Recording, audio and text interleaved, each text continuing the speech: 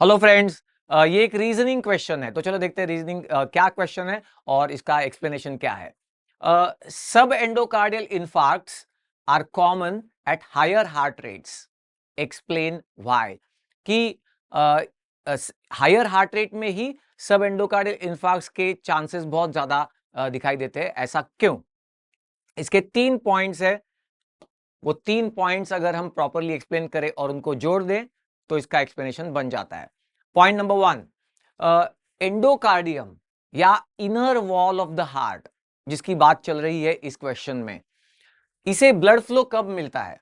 इसको blood flow मिलता है ड्यूरिंग डायस्टोल। क्यों?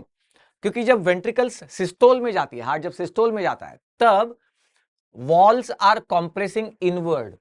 तो inner wall of the heart जो है उसके ऊपर काफी प्रेशर आ जाता है बाहरी दो वॉल्स का, और इसलिए उसके अंदर जो ब्लड वेसल्स है वो कॉम्प्रेस हो जाती है, स्क्वीज हो जाती है ड्यूरिंग सिस्टोल।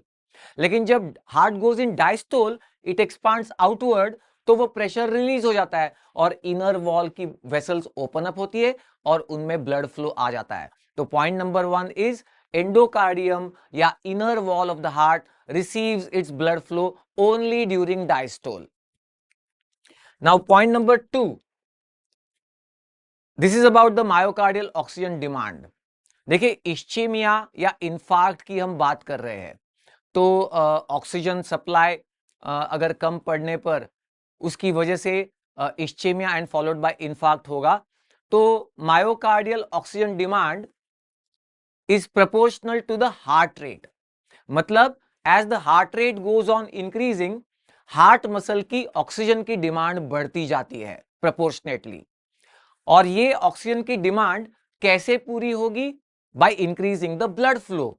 तो ये दूसरा पॉइंट है जो समझने लायक है कि हार्ट मसल की ऑक्सीजन की नीड बढ़ती जाती है एट हायर हार्ट रेट्स, जैसे हार्ट रेट बढ़ते जाते हैं, और इसका मतलब उसकी ब्लड फ्लो की डिमांड भी बढ़ती जाती है at higher heart rates. Oxygen अगर डिमांड नीड बढ़ रही है उसकी, तो उसे फुलफिल करने का एक ही तरीका है, by increasing the blood flow to the heart muscle.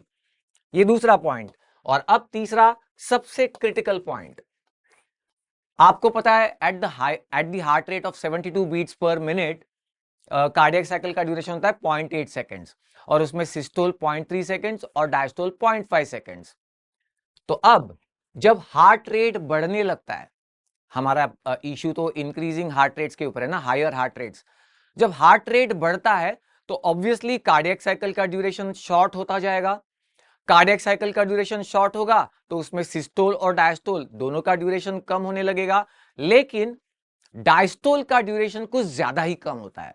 Eight higher heart rates diastole is the sufferer, वो ज्यादा सफर करता है, उसका ड्यूरेशन कुछ ज्यादा ही कम होता है।